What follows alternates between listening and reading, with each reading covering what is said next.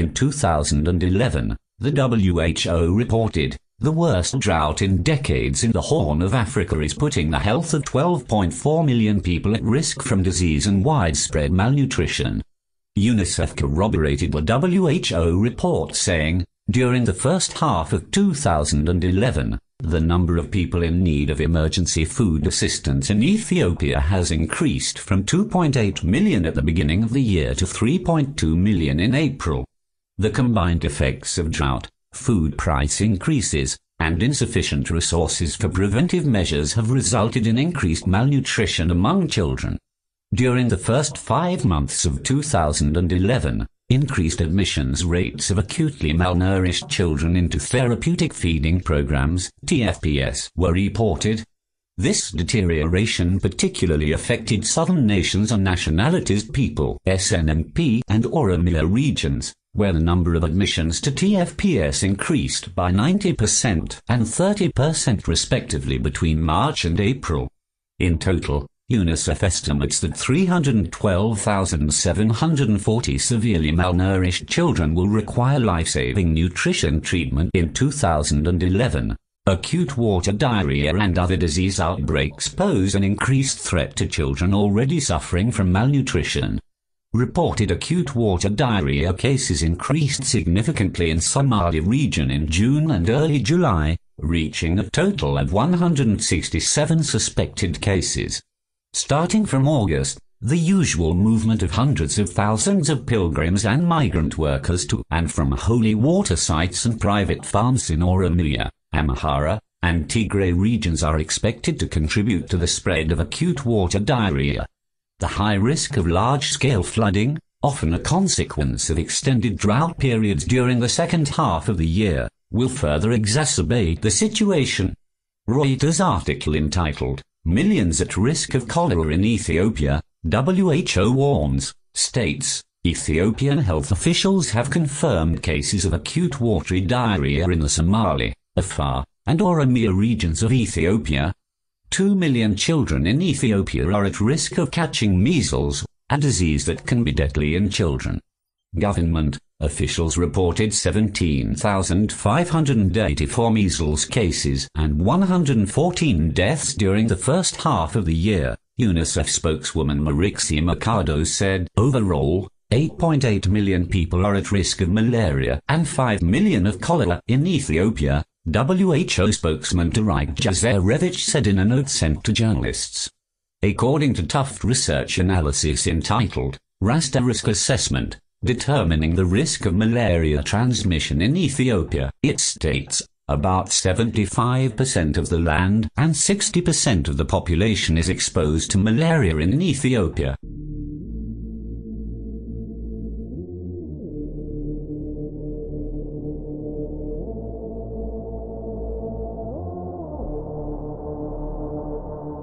Perhaps even more disheartening in 2011 was how the Tigray government used aid as a weapon. An investigative effort by BBC Newsnight and the Bureau of Investigative Journalism uncovered and revealed how the government was using aid as a weapon of oppression. Posing as tourists, the team of journalists traveled to the southern region of Ethiopia. There they found villages where whole communities are starving, having allegedly been denied basic food, seed, and fertilizer for failing to support Prime Minister Meles Zenawi. The investigation has also gathered evidence of mass detentions, the widespread use of torture, and extrajudicial killings by the government forces, and yet Western donors including Britain, which is the third largest donor to Ethiopia, stand accused of turning a blind eye by continuing to provide aid money despite being warned about the abuses. According to Oakland Institute report entitled, Development Aid to Ethiopia Overlooking Violence, Marginalization, and Political Repression, it states, while the Oakland Institute recognizes the need for international solidarity and support to agricultural investment to improve livelihoods and food security in Ethiopia, the current approach is yielding the opposite effect. The potential for equitable economic security and well-being in many of the international development programs highlighted in this report is undermined by the undemocratic and increasingly repressive form of governance these programs fail to address. there exists sufficient and reliable evidence to warrant a comprehensive reconsideration of development assistance to Ethiopia. This evidence suggests donor involvement in the government's repressive policies in three primary ways. First, the government's legitimacy and capacity, enabled by over $2 billion in annual development aid, is granted with the knowledge that competing political opinions are increasingly susceptible to unlawful arrest and physical violence, that those resisting development policies are subject to intimidation and abuse in the hands of the National Defense Force, and that dissenting opinions are frequently stifled under the banner of anti-terrorism. Second, this report suggests that the particular programs funded by foreign assistance, like PBS and PSNP, serve as political tools used to fund the government's villagization program.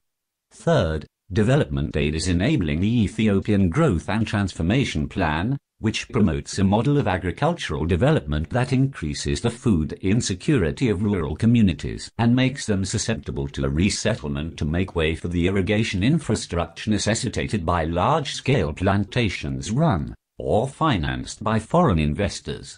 The allegations of violence in Ethiopian development policies warrant serious attention, not least because of the role of donor aid in enabling and strengthening undemocratic practices.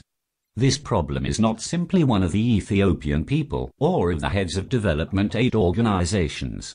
As USAID and British Department for International Development underscore in widely distributed slogans, development aid comes from the people. Accountability for the disbursement of aid is due to the Ethiopian people as well as to the people of donor nations. The Oakland Institute has been calling for a truly independent investigation that should be undertaken by independent international experts in Ethiopia as well as in refugee settlements in neighboring countries such as Kenya. The key donors to Ethiopia should back this demand in order to allow accurate and objective information to surface and to ensure that their aid is not being used to restrict freedoms, violate human rights, or stifle democracy. According to the Globalization and Health Journal, in its research entitled Tracking Development Assistance for Health to Fragile States 2005 to 2011, it states that in 2011, Ethiopia received the most health aid of all fragile countries.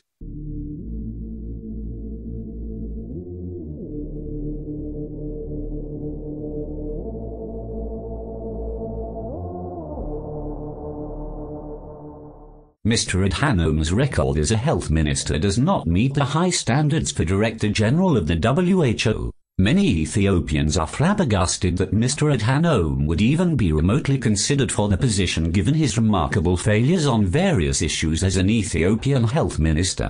Mr. Adhanom is grossly incompetent, but what is even frightening is his disregard for humanity.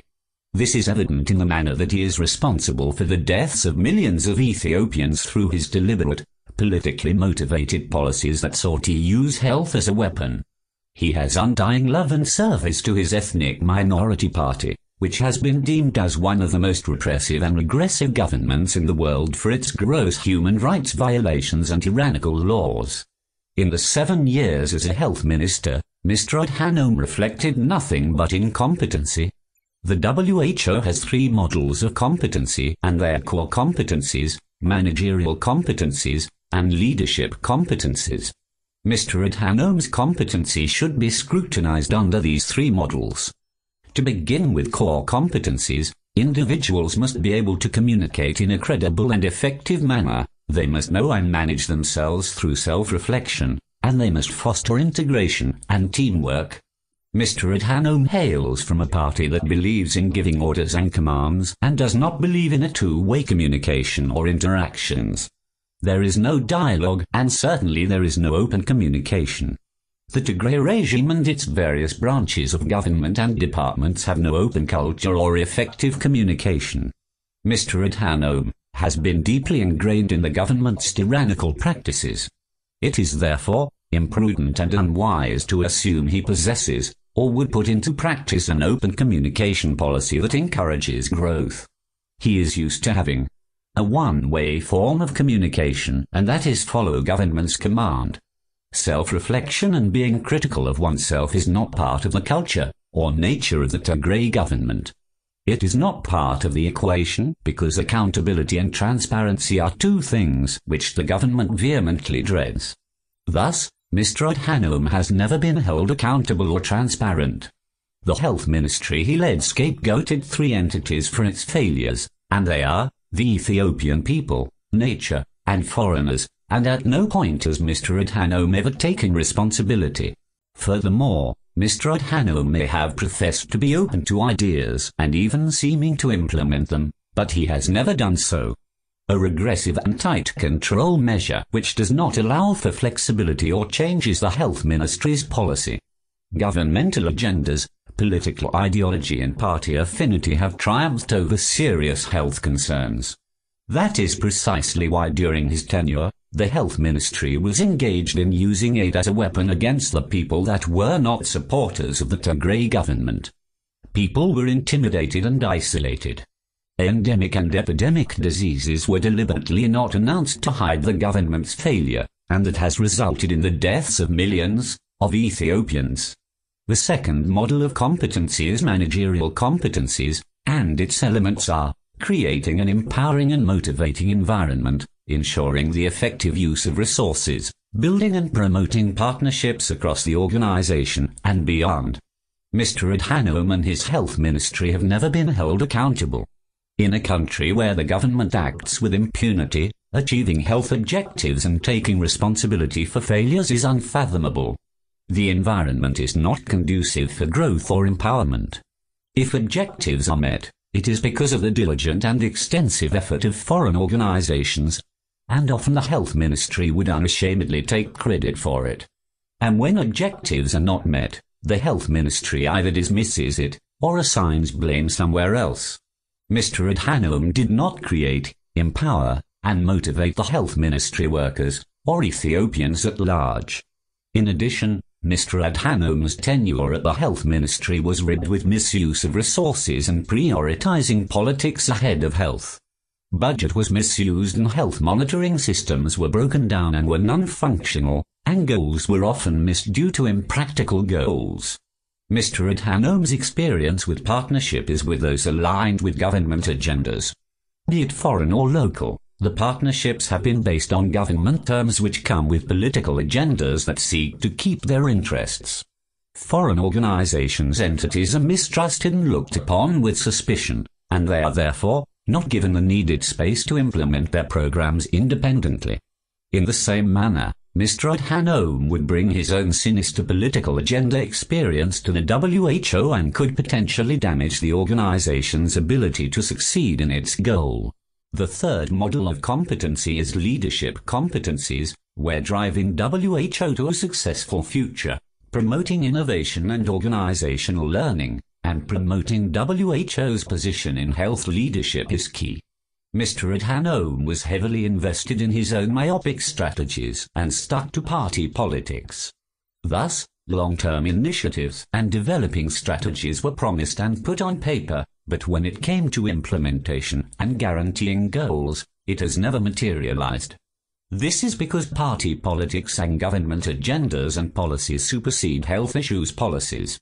Having broader contexts and perspectives is unthinkable when the Health Ministry's goal is to protect the image of the government. Many NGO sources, both domestic as well as foreign, have made it abundantly clear that the government/ministry stifled their work. Moreover, government does not encourage learning or development freely, and therefore, under Mr. Adhanom, the Health Ministry has always stagnated. The Health Ministry has been defective with bureaucracy and ethnic hierarchical power. This is because the environment/bureaucracy/ministry which he professes he flourished in is a lawless environment only controlled to benefit the government and individuals like himself. Policies are scraped and created within a day, if it does not play into government's interest. At the heart of the organization, it is about maintaining and favoring the status quo, the Tigray status quo. Mr. Adhanom's leadership position was one gained not through credentials, competency, or credibility. Ethnic favoritism and cronyism is the reason he held the Health Ministry position. Qualifications were not a factor. He is not used to the functions of transparency, accountability, and integrity. Should he be elected for the WHO position, he would introduce and bring in the same damaging sort views and practices into the organization. The WHO is a respectable organization that has very high standards. The principles are profoundly embedded on advancing and defending humanity by vigorously addressing complex health issues. In addition, it abides by human rights and international law. Therefore, electing Mr. Adhanom to lead the WHO would not only taint the image of the WHO, but it would also immensely undermine and go against the organization's founding principles. It would also denote that the WHO approves the repressive government in Ethiopia.